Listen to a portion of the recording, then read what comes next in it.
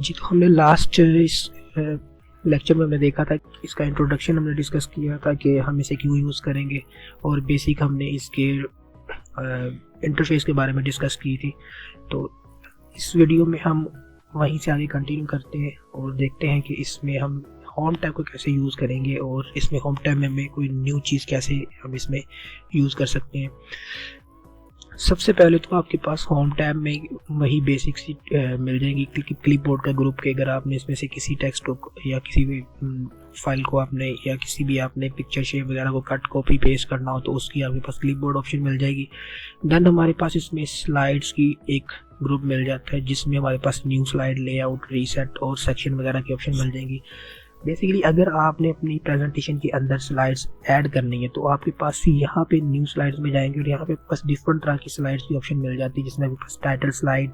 जब आप सिंपल चाहते हैं कि आपकी स्लाइड के ऊपर एक टाइटल शो हो तो आप टाइटल स्लाइड यूज़ कर सकते हैं, टाइटल विद कंटेंट यूज़ कर सकते हैं, हेडर के लिए यूज़ कर सकते हैं सेक्शन हेडर, टू कंटेंट, यानी कि जब हम किसी दो तरह के डिफरेंट कंटेंट्स के बारे में डिस्कस कर रहे हो तब हम टू कंटेंट भी यूज़ कर सकते हैं। कंपैरिजन भी यूज़ कर सकते हैं जब हम दो डिफरेंट कंटेंट्स के दरमियान कंपैरिजन करवा रहे हो, या अगर आप सिर्फ टाइटल के लिए स्लाइड रखना चाह रहे हो तो आप टाइटल ओनली भी यूज़ कर सकते हैं। पिक्चर्स के साथ टाइटल कैप्शन वगैरह भी हम यूज़ कर सकते हैं। कंटेंट विद कुछ कैप्शन वगैरह में आपके पास आ जाता है कि एक साइड पे आपके पास कंटेंट आ जाएगा, दूसरी साइड पे आपके पास पिक्चर्स वगैरह उसकी आ जाएंगी, या उसके कोई स्मार्ट आर्ट्स इस तरह की कोई भी आप उसमें फॉर्मेटिंग वगैरह, कोई शेप वगैरह या किस तरह की कोई भी चीज़ें आप उसमें यूज़ कर सकते हैं। ब्लैंक में हम अपनी मर्ज़ी के कोई भी टेक्स्ट बॉक्स ड्रॉ करके हम उसको अपनी मर्ज़ी से मॉडिफाई कर सकते हैं। और फॉर एग्जांपल हम यहाँ पे ले लेते हैं जी टाइटल एंड कंटेंट। अब जैसे ही हम इसके ऊपर क्लिक करेंगे तो आपके पास एक नई स्लाइड ओपन हो जाएगी।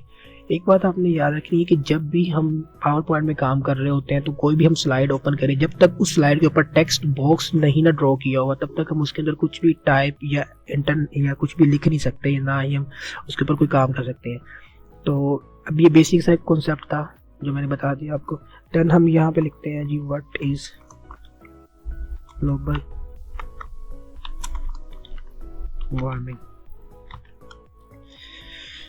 अब इसके नीचे आपके पास जो टेक्स्ट बॉक्स मिलेगा आपको, यहाँ पे आप क्लिक करके कोई भी टेक्स्ट वगैरह देते हैं। हम यहाँ पे रैंडम टेक्स्ट दे देते हैं इस तरह से। अब हमारे पास दो स्लाइड होगी। अब इस टेक्स्ट बॉक्स को आप कहीं भी मूव करके अपने हिसाब से एडजस्ट कर सकते हैं। जैसे हम इसे अभी एडजस्ट कर देते हैं, हम इसे यहाँ पे रखना चाह रहे हैं, इसे थोड़ा सा हम ऊपर ले जाते हैं।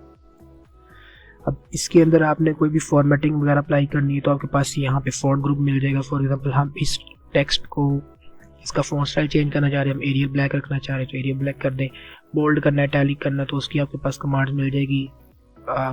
बाय द वे इसे बोल्ड करने के लिए हम कंट्रोल बी भी यूज़ कर सकते हैं और टैलिक करने के लिए कंट्रोल आई, और अंडरलाइन करने के लिए कंट्रोल यू भी यूज़ कर सकते हैं। देन हमारे पास इसमें अगर आपने इसमें शेडो वगैरह अप्लाई करना है तो आपके पास शेडोज़ की ऑप्शन भी मिल जाएगी। हम सेलेक्ट कर लेंगे और यहाँ पे एस पे क्लिक करके इसे शेडोज़ अप्लाई कर देंगे। देन अगर आपने स्ट्राइक थ्रू करना है तो आपके पास स्ट्राइक थ्रू की ऑप्शन मिल जाएगी शेडो के साथ ही।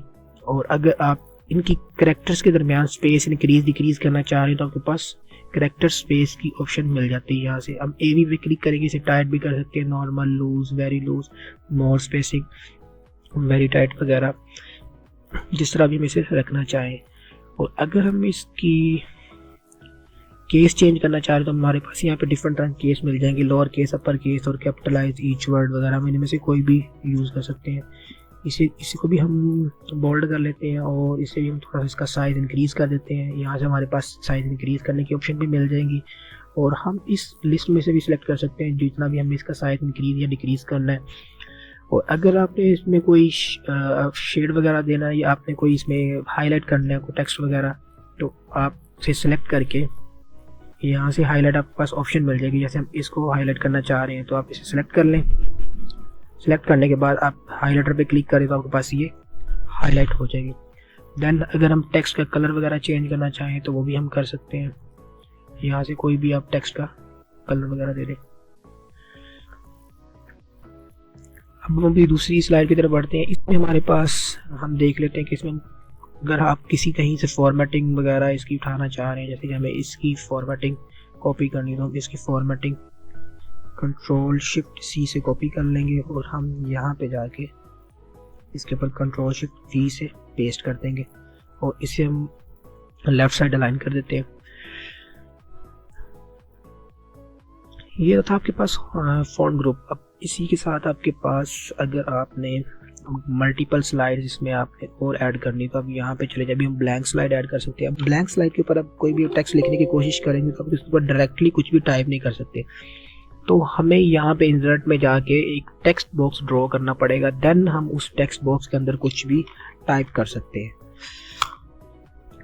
फॉर एग्जांपल आप चाहते थे कि ये स्लाइड हमें नहीं चाहिए थी, हमें इसकी लेआउट नहीं पसंद, तो आप यहाँ लेआउट में जाके कोई भी इसे किसी भी और लेआउट में चेंज कर सकते हैं। जैसे कि हमें इसे कंटेंट विद कैप्शन में कन्वर्ट करना है तो आप इस तरह कंटेंट विद कैप्शन में कर लें। अब आपके पास यहाँ पे आपके पास ऑप्शन मिलती है कि आप पिक्चर वगैरह भी इसमें इंसर्ट कर सकते हैं, या आप यहाँ से अगर करना चाह रहे थे इसे टू कंटेंट में कन्वर्ट तो टू कंटेंट में कर लें। कोई भी आप इसे यहाँ से अपनी मर्जी की लेआउट वगैरह दे सकते हैं। और अगर फॉर एग्जांपल आपके कोई टेक्स्ट बॉक्स आगे पीछे या कहीं पे ये आपसे बाय मिस्टेक या गलती से आप इसे खराब कर बैठते हैं तो इस सारे पे आप रीसेट पे क्लिक करेंगे तो आपकी जितनी भी आपने उसमें चेंजिंग की होंगी वो सारी रीसेट हो जाएंगी।